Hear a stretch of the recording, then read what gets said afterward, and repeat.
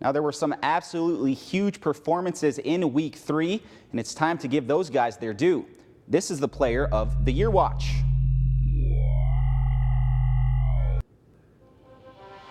In 11-man, there's no surprise at the top.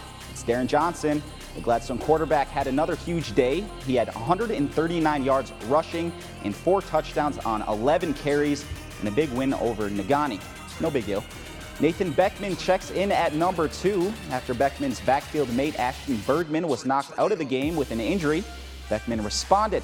He scored 3 touchdowns in Westwood's convincing win over previously unbeaten Lawrence. Coming in at number 3 is Hancock quarterback Colton Solani. The sophomore leads a high-powered offense and accounted for 5 total touchdowns and a huge win over Northland Pines. Calumet quarterback Brent Locust threw for 155 yards and 4 touchdowns in a close loss to Hurley. He sits at number 4. And it's really hard to pick one Norway night because they're so balanced on offense and have a number of guys that can beat you. But we'll stick with Connor Ortman at number 5 after he reeled in his 5th catch of the season in a win against Sturgeon Bay. And in 8-man, things are very, very interesting. Monty Glover has 13 touchdowns in 3 games for the top-ranked Eagles, including 2 punt returns in 1 game.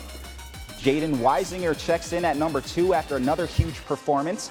Weisinger racked up 173 yards and 2 touchdowns in Ontonoggin's win over North Central. Bo Rondo went off in Week 3. He had 173 rushing yards and 5 touchdowns on only 7 carries. He scored on 71%. You can do math, 71% of his carries.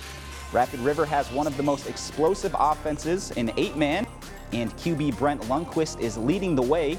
He accounted for 6 of Rapid River's 7 touchdowns against North Dickinson, with 2 on the ground and 4 through the air. And rounding out the top 5 is North Central's Hunter Riley. Riley threw for 220 yards and 3 touchdowns in the Jets' close loss to Ontonoggin.